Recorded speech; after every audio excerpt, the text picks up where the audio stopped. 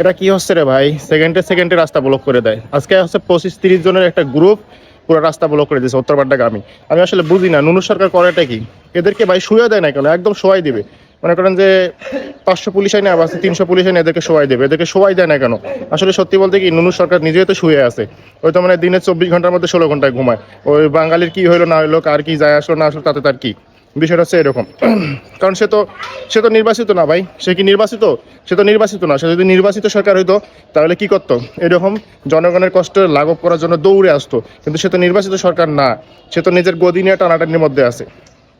যার জন্য এই যেমন আজকে আমার কথায় ধরুন, আজকে হচ্ছে 10 মিনিটের রাস্তা, আমি হাইটা হাইটা প্রায় 30 মিনিটে আসছি। ঠিক আছে, গুলশান 1 থেকে বের হয়েছি, হচ্ছে আমি যাব নতুন বাজার আমার অফিসে। তো আসতে আমার লাগছে 30 মিনিট, তাও হাইটা। আমি প্ল্যান করছিলাম যদি 150 টাকাও রিক্সা ভাড়া চাইতো তাও হয়তো, কিন্তু রিক্সা তো পাওয়া যায় না। তো এই হচ্ছে অবস্থা ভাই দেশের। এদেরকে শোয়াই দিলে একদম ঠান্ডা, কিন্তু যে শোয়াই দেবে সে শুয়ে থাকে। তাহলে শোয়াই দেবে কে? আমাদের কষ্ট কেউই বোঝে না, জনসাধারণের কষ্ট। এটা থেকে মৌকুফ হোক, নির্বাচিত একটা সরকার আসুক, এখান থেকে আমরা মুক্ত হই।